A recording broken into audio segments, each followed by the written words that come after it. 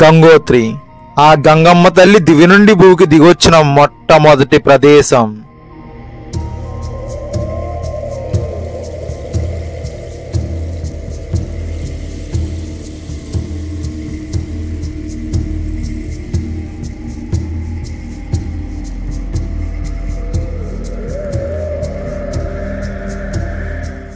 చార్ధామ్ యాత్రలో ఒకటైన అద్భుతమైన పుణ్యక్షేత్రం ఈ గంగోత్రి దేవాలయం.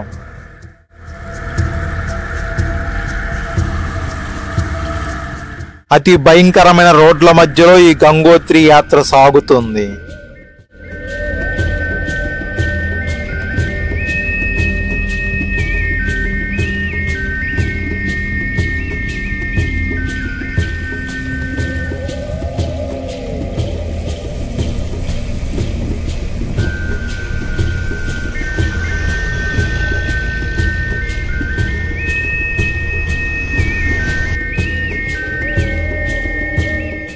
ఎంతో పవిత్రమైన ఈ పుణ్యక్షేత్రాన్ని నాతో పాటు మీరు కూడా దర్శనం చేసుకోండి.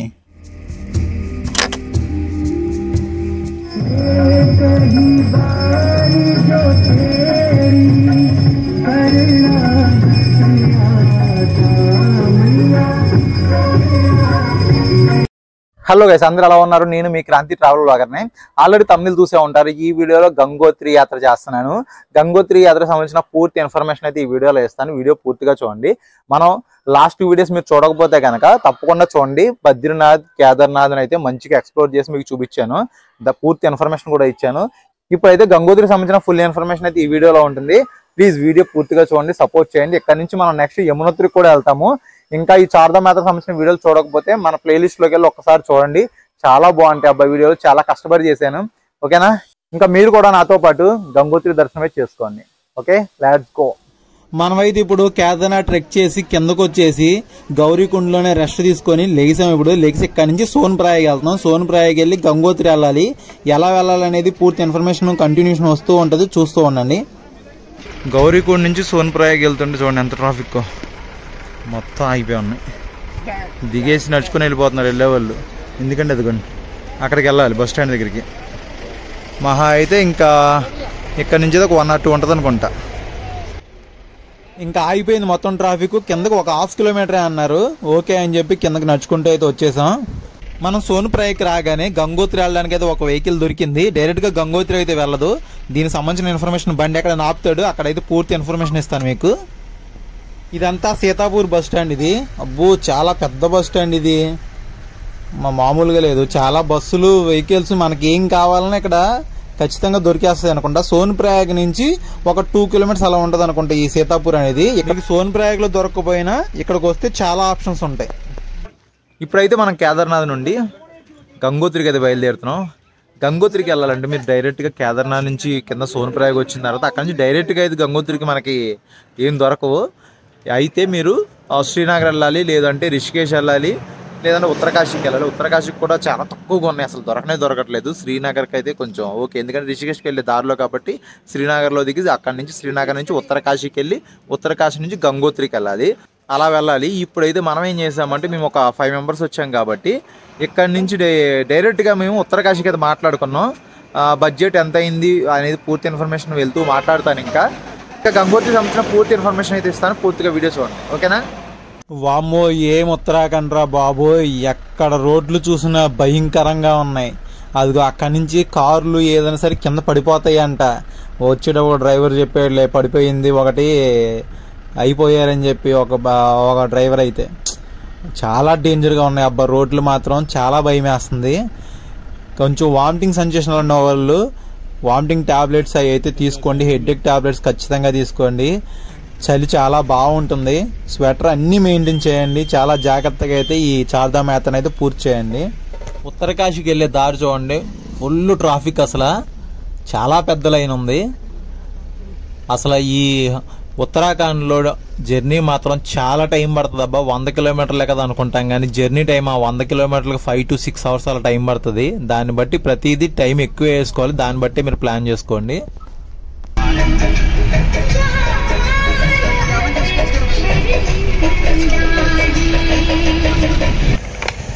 మీరు కనుక సోన్ప్రయాగ్ నుంచి ఇదిగోండి ఇది శ్రీనగర్ ఏరియా, ఈ శ్రీనగర్ ఏరియాకి వస్తే కనుక మీరు గంగోత్రికి వెళ్ళడానికి ఇక్కడ ఇటువంటి వెహికల్స్ ఉంటాయి.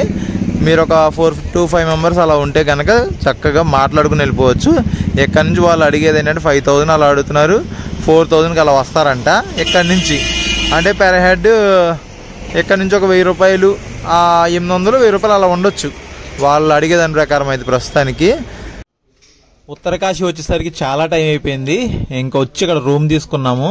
ఇదిగో రూమ్ అది చూపిస్తా ఒకసారి. రూమ్ చూడండి, రూమ్ ఇది. 2 సరిపోతారు చక్కగా. పెద్ద బెడ్, ఫ్యాన్ ఉంది, రూమ్ అంతా బాగానే ఉంది, టీవీ కూడా ఉంది, వాష్రూమ్ కూడా బాగుంది, హాట్ వాటర్ ఇచ్చారు, అంతా బాగుంది. 1,000 రూపీస్ ఛార్జ్ చేశాడు 2 మెంబర్స్ కలిపి, అంతే. 3 మెంబర్స్ కూడా ఉండొచ్చు అన్నాడు, 1,500 ఛార్జ్ చేస్తాడు. ఇదే రూమ్లో అడ్జస్ట్ చేసుకుంటా అంటే. బయట చాలా రూమ్స్ ఉన్నాయి. Joshi lodge reception.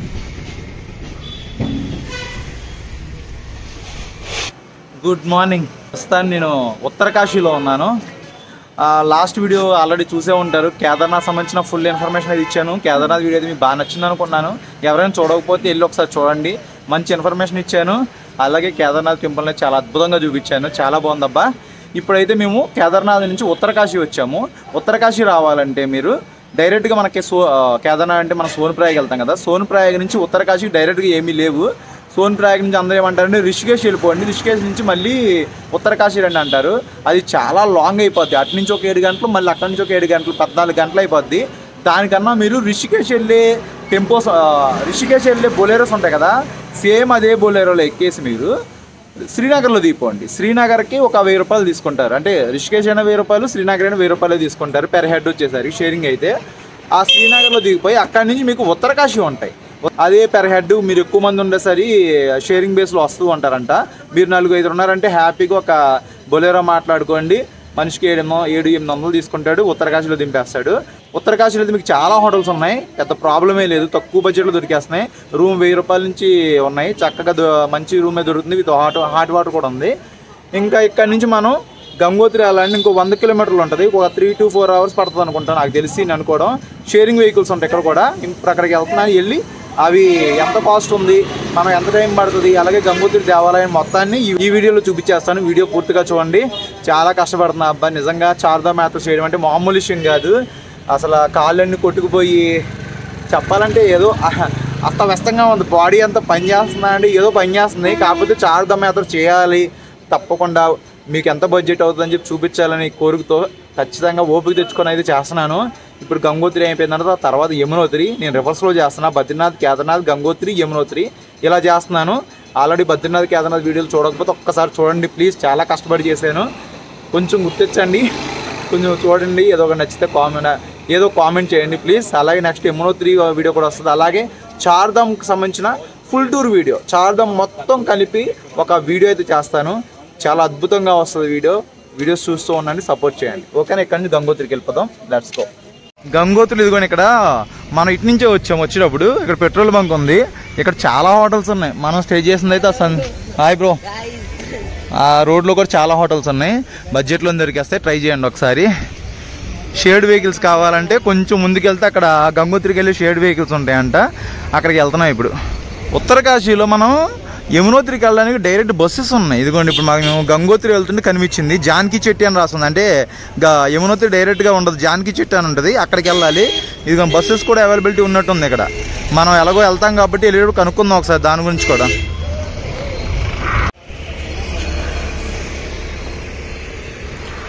రోడ్ల మీద పెయింట్స్ బాగున్నాయి కదా పక్కన. ఈ పక్కనే మొత్తం మార్కెట్ ఉంది, ఫ్రూట్స్ వెజిటేబుల్స్ అన్నీ దొరుకుతున్నాయి.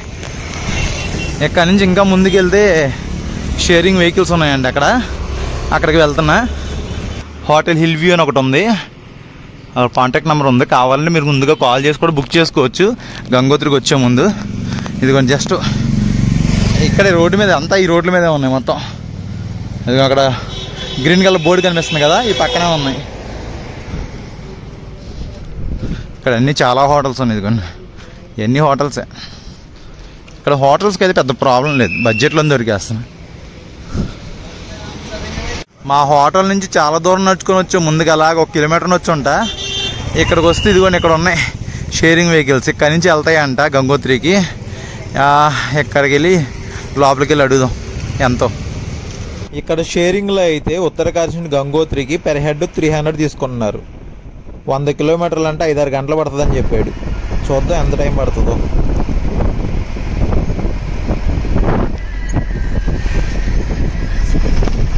వాటర్ ఎందుకు స్టోరేజ్ చేస్తున్నట్టు నాకు దాంట్లో. హోమ్ స్టే అని చెప్పి వెనక స్విమ్మింగ్ పూల్ పెట్టేసాడేమో, వాటర్ ఉన్నాయి కదా.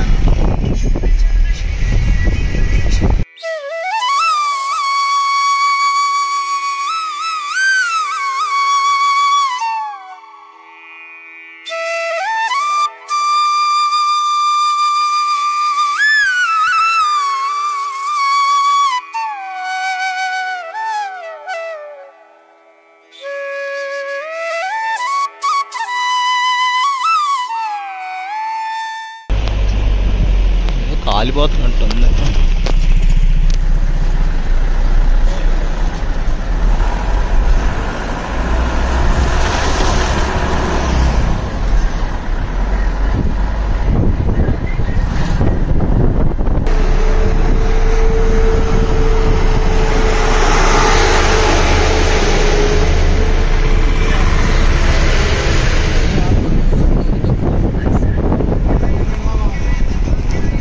పీలట్ బాబా ఆశ్రమ.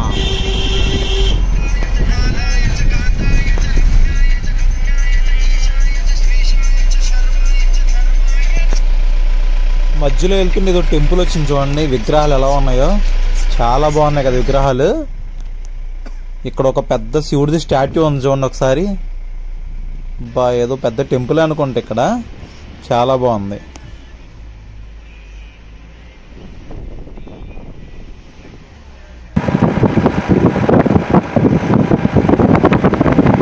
దారిలో వెళ్తుంటే ట్రాఫిక్ మొత్తం చాలా పెద్ద లైనే ఉంది. మరి ఎంతసేపు పడుతుందో కానీ లొకేషన్ మాత్రం అరిపించేసింది. ఉత్తరకాశీ నుండి గంగోత్రికి వెళ్తున్నాం. ఇంకా ఒక 50 నుంచి 60 కిలోమీటర్ దూరం ఉందనుకుంటా. ఫుల్ ట్రాఫిక్ అయిపోయింది. స్టార్ట్ అవుతుంది. అయ్యా 10 నిమిషాలు ట్రాఫిక్ అయింది అంతే, పర్లేదులే వెళ్ళిపోతున్నాం. రోడ్లు మాత్రం చాలా డేంజర్గా ఉన్నాయి భయ్యో, మామూలుగా లేవు. సరే స్టార్ట్ అవుతుంది. ఏదో ఊరు వచ్చినట్టుంది. మధ్యలో ఏదైనా ఫుడ్ తినాలన్నా ఏం కావాలన్నా ఇక్కడ ఉంటాయి. చాలా ఉన్నాయి హోటల్స్ కూడా.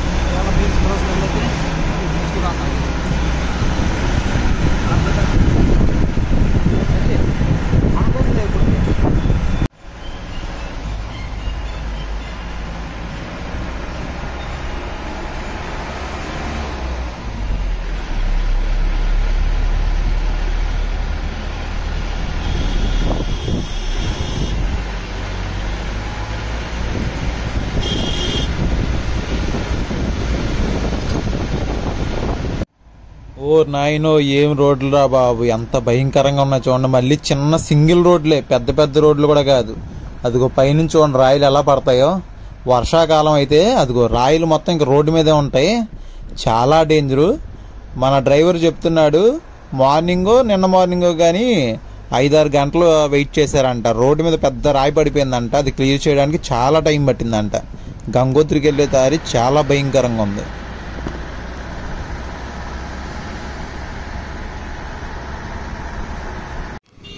దారిలో ఎక్కడికక్కడ ట్రాఫిక్ అయిపోతుంది. మధ్యలో ఆపేస్తున్నారు.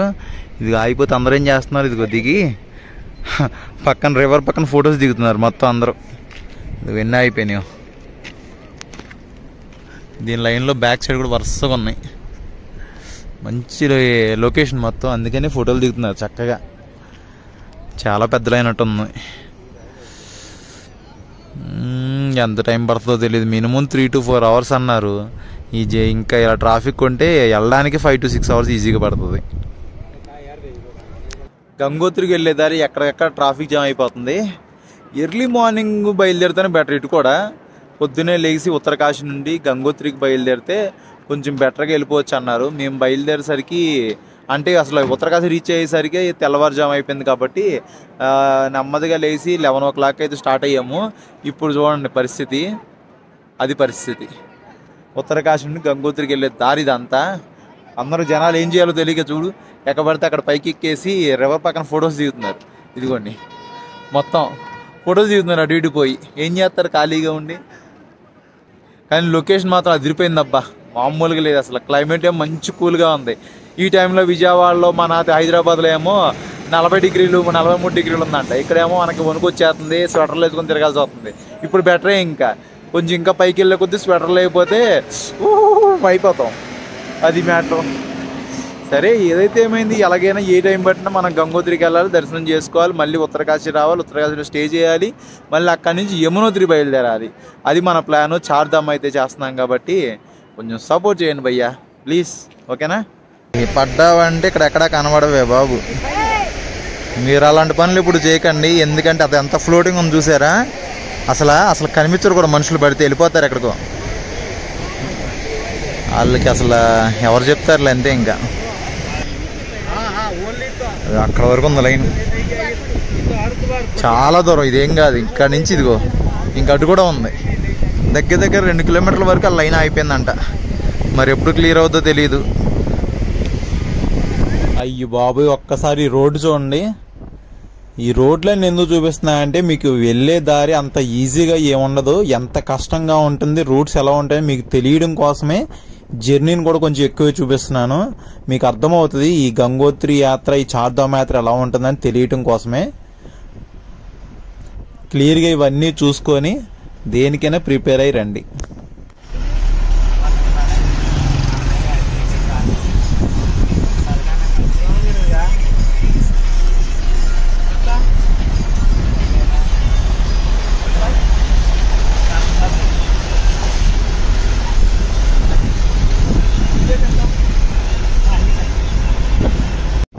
మధ్యలో భోజనానికి ఆగాం, వర్షం పడిపోతుంది, వర్షం స్టార్ట్ అయిపోయింది ఇక్కడ.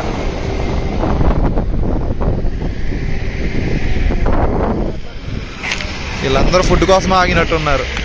ఇది కూడా ఇక్కడ చిన్న దాబా ఉంది ఏదో, ఆ దాబాలో తినేసి వెళ్ళిపోవాలి.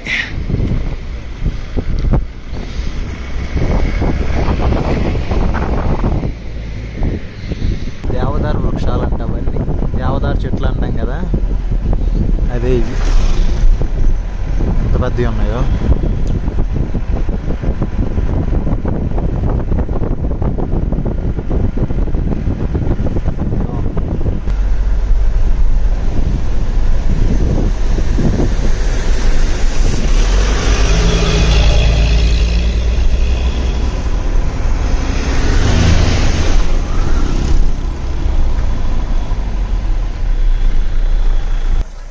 చూడండి అసలు ఆ మౌంటైన్స్ ఎలా ఉన్నాయో. మనం గంగోత్రికి అయితే వచ్చేసాం. గంగోత్రిలో టెంపుల్ దగ్గర నడవలేని వాళ్ళ కోసం ఈ కూడా ఏర్పాటు చేశారు, అందులో కూర్చోబెట్టుకుని తీసుకెళ్తారు. ఇదంతా పార్కింగ్ ఏరియా, అక్కడ రాశారు పెయిడ్ పార్కింగ్.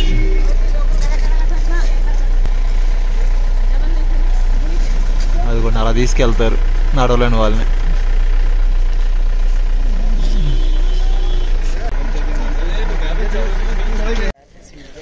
మనం గంగోత్రికి దీంట్లోనే వచ్చేసాం.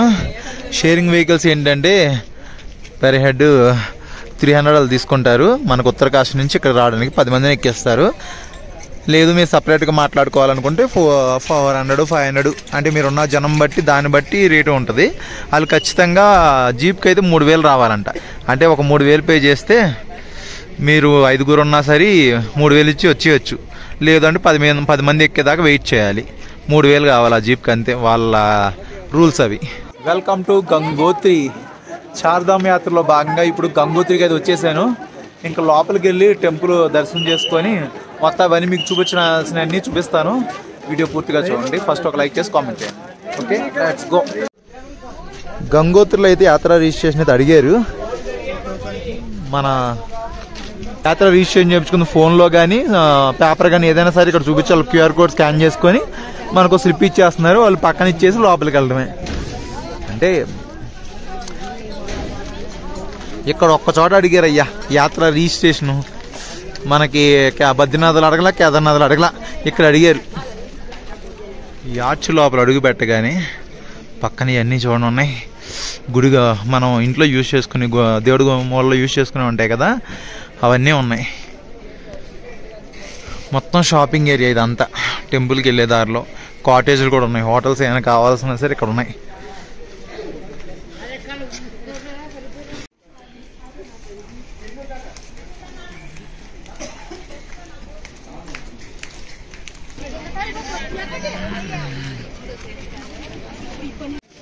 ఇక్కడ తినడానికి కూడా ఫుడ్ ఐటమ్స్ బాగానే దొరుకుతున్నాయి. అలాగే ఇక్కడ హెచ్డిఎఫ్సి బ్యాంకు ఏటీఎం మిషన్ ఉంది భయ్యా.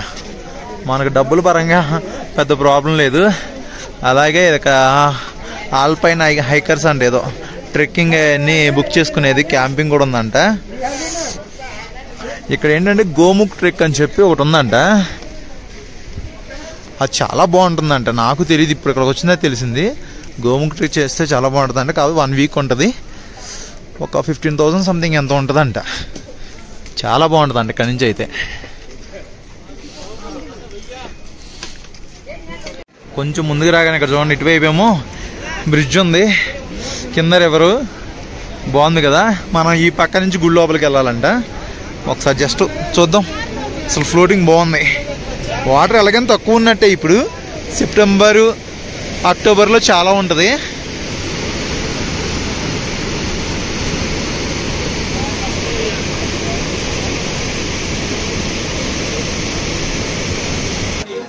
టెంపుల్కి వెళ్ళే దారి మొత్తం చుట్టుపక్కల మొత్తం షాపింగ్, అలాగే ఫుడ్ ఐటమ్స్ అన్నీ దొరుకుతున్నాయి ఇక్కడ. కాకపోతే మనం కింద నుంచి కొంచెం ఒక 1/2 కిలోమీటర్ అలా ఉన్నట్టుంది. కొంచెం నడుచుకుంటూ వెళ్ళాలి. నడవలేని వాళ్ళ కోసం పెద్దవాళ్ళు అయితే వాళ్ళకి నాకు చూపించాయి కదా, అటువంటివి ఉన్నాయి.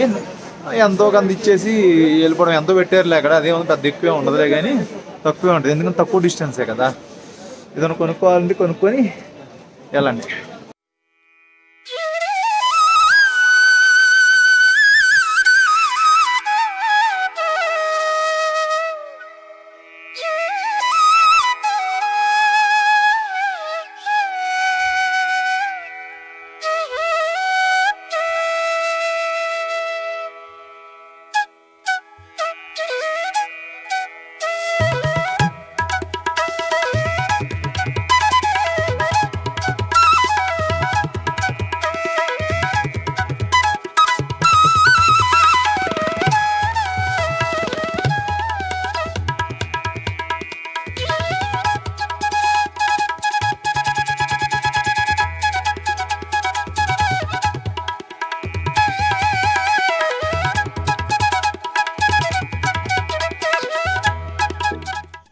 ఇక్కడ చూసారా విగ్రహాలను ఎంత అద్భుతంగా ఏర్పాటు చేశారో.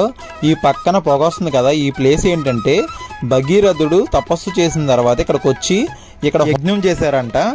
లోపలికి వెళ్తే ఒక హోమగుండం ఉంటుంది. దాని చుట్టూ ఒకసారి ప్రదక్షిణ చేసి అయితే వచ్చి ఇక్కడ దర్శనం చేసుకోండి. చాలా మంచిది.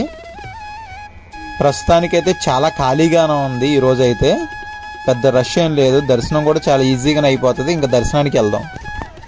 ఇక్కడ నుంచి చూడండి, అసలు లోపల అమ్మవారి దర్శనం అయితే చేసుకోండి. చాలా అద్భుతంగా కనిపిస్తుంది కదా.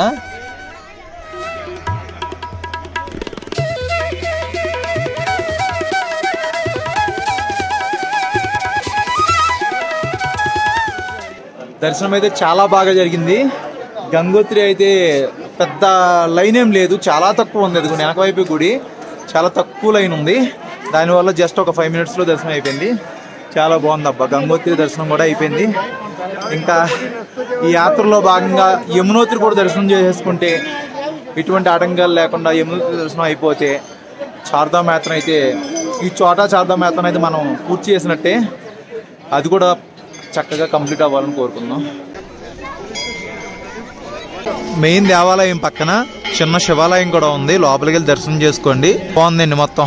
గంగోత్రి అయితే చాలా బాగా అద్భుతంగా దర్శనం జరిగింది. ఇంకెక్కడితో అయితే మనం బయటికి వెళ్దాం.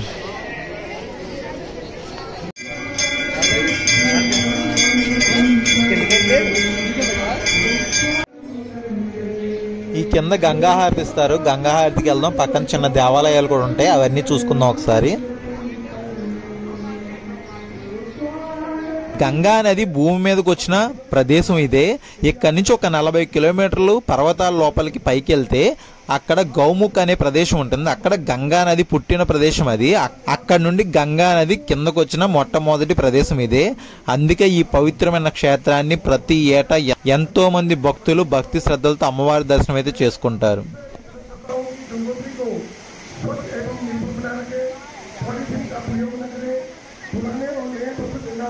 టెంపుల్ దగ్గర నుంచి అటువైపు ఇలా కిందకు వస్తే ఇక్కడ గంగా హారతి ఇస్తారంట. మీకు టైం ఉంటే మాత్రం ఖచ్చితంగా గంగా హారతి చూసుకొని వెళ్ళండి. పక్కనే చూడండి అసలు ఇక్కడ ఎలా ఏర్పాటు చేశారు. వినాయకుడి వారిది, పరమేశ్వరిది, శివపార్వతులది అసలు భలే ఉన్నాయి కదా. చాలా బాగా ఏర్పాటు చేశారు ఈ ప్లేస్ మొత్తం. బాగుందబ్బా. మౌంటైన్స్, అసలు ఆ మౌంటైన్స్ చూడండి ఎలాగున్నాయో. వావ్, ఈవినింగ్ అవుతుంది కదా, సూర్యుడు కరెక్ట్గా దాని మీద అలా పడుతున్నాడు, మెరిసిపోతున్నాయి. వీడియోలో ఎలా ఉందో తెలియదు కానీ డైరెక్ట్గా చూస్తుంటే అసలే అబ్బా ఎక్సలెంట్గా ఉన్నాయి అంతే.